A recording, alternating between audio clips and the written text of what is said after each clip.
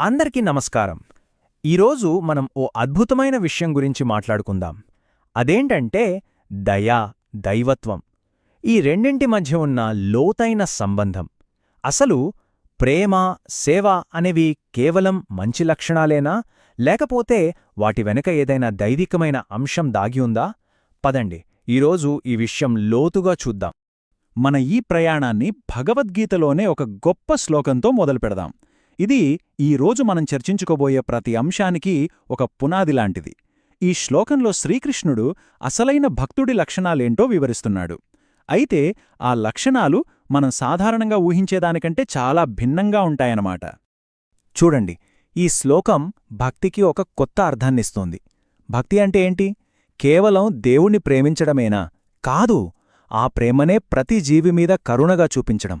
అంటే భక్తిని చాలా సంకుచితంగా చూడటానికి, దాన్ని ఒక విశ్వవ్యాప్తమైన ప్రేమగా చూడటానికి మధ్య ఉన్న తేడాను ఈ శ్లోకం మనకు చాలా స్పష్టంగా చూపిస్తుంది. సరే, ఇప్పుడు మనం ఒక కథలోకి వెళ్దాం. ఒక్కసారి ఊహించుకోండి, ప్రశాంతమైన ఉదయం, అందమైన పూలతోట. అక్కడ కృష్ణుడికి ఋషిక అనే ఒక సాధకురాలికి మధ్య ఒక సంభాషణ మొదలవుతుంది. ఈ కథే మనల్ని అసలైన కరుణ అంటే ఏంటో ఆ సారాంశంలోకి తీసుకువెళ్తుంది. కృష్ణుడు చెప్పిన ఈ మాటలు విన్నాక ఋషిక మనసులో ఒక ప్రశ్న మెదిలింది. చాలా సహజమైన ప్రశ్న. ఆమె చాలా ఆసక్తిగా అడిగింది, కృష్ణ, ఈ సిద్ధాంతం వినడానికి చాలా బాగుంది, కాని నిజ జీవితంలో దీన్ని ఆచరించి చూపినవాళ్లు ఎవరైనా ఉన్నారా అని. ఈ ఒక్క ప్రశ్న మన అన్వేషణను ఒక అద్భుతమైన జీవితకథ వైపు నడిపిస్తుంది. ఋషిక అడిగిన ప్రశ్నకు సమాధానంగా కృష్ణుడు ఒక గొప్ప మహానుభావుడి కథ చెప్పడం మొదలుపెడతాడు. ఆయనే రామలింగ వల్లలార్. తమిళనాడుకు చెందిన ఒక గొప్ప యోగి, కవి. ఆయన జీవితమే కరుణకు అసలైన నిర్వచనం. అసలు ఎవరీ రామలింగ వల్లలార్? ఆయన కేవలం ఒక కవి మాత్రమే కాదు, ఆయన అపారమైన కరుణకు ప్రతిరూపం. ప్రతి జీవిలోనూ ఆ భగవంతుణ్ణి చూస్తూ సేవ చేయడమే జీవిత పరమావధిగా బ్రతికిన ఒక గొప్ప వ్యక్తి. ఆయన చెప్పిన ఈ ఒక్క మాట చాలు ఆయన కరుణ ఎంత లోతైనదో అర్థం చేసుకోడానికి. వల్లలార్ ఏమంటారంటే, ఒక జీవి ఆకలితో ఉన్నప్పుడు మనం భోజనం చేయడం కూడా పూర్తి కాదు అని. అంటే ఇతరుల బాధను తన బాధగా భావించేంత ఉన్నతమైన స్థితి ఆయనదన్నమాట. వల్లలార్ గారి కరుణ కేవలం మాటలకే పరిమితం కాలేదు, దానికి ఆచరణ రూపమే అన్నదానం. ఆయనకు ఆకలితో ఉన్నవారికి ఆహారం పెట్టడమనేది ఒక పవిత్రమైన యజ్ఞం లాంటిది. ఆయన పెట్టిన అన్నదానంలో ఎలాంటి భేదభావాలకు అస్సలు తావుండేది కాదు.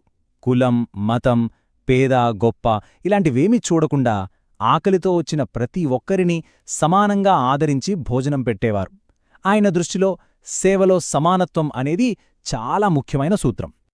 వల్లలార్ గారి జీవితాన్ని నడిపించిన అసలైన నమ్మకం ఇదే. గుడిలోని దేవుడికన్నా ఆకలితో ఉన్న మనిషి ముఖంలో కనిపించే దైవత్వమే ఆయనకు గొప్పగా అనిపించేది.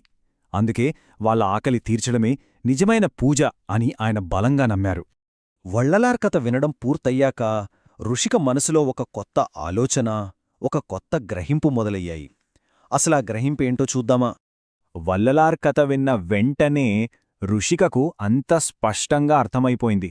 ఆమె ఆశ్చర్యంగా అడుగుతోంది, అంటే ఆయన ప్రతి ఒక్కర్లోనూ, ప్రతి జీవిలోనూ ఆ భగవంతుణ్ణి చూశారా?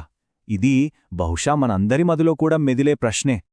దానికి కృష్ణుడు చిరునవ్వుతో ఇలా వివరిస్తాడు. అవును ఋషిక, మనం దేవుణ్ణి గుడిలోనో విగ్రహంలోనో మాత్రమే చూడకూడదు. మనం చూపించే దయలోనే, కరుణలోనే ఆ దేవుణ్ణి చూడాలి. ఎప్పుడైతే మనమొక జీవికి సహాయం చేస్తామో ఆ సేవ నేరుగా ఆ భగవంతుడికే చేరుతుంది. కాబట్టి ఈ మొత్తం విశ్లేషణలో మనం గ్రహించాల్సిన ముఖ్య సందేశం ఇదే. కరుణ అంటే కేవలం జాలి చూపించడం కాదు, అంతకు మించి ప్రతి జీవిలోనూ ఆ దైవత్వాన్ని గుర్తించగలగడం. ఇదే అసలైన ఆధ్యాత్మికత.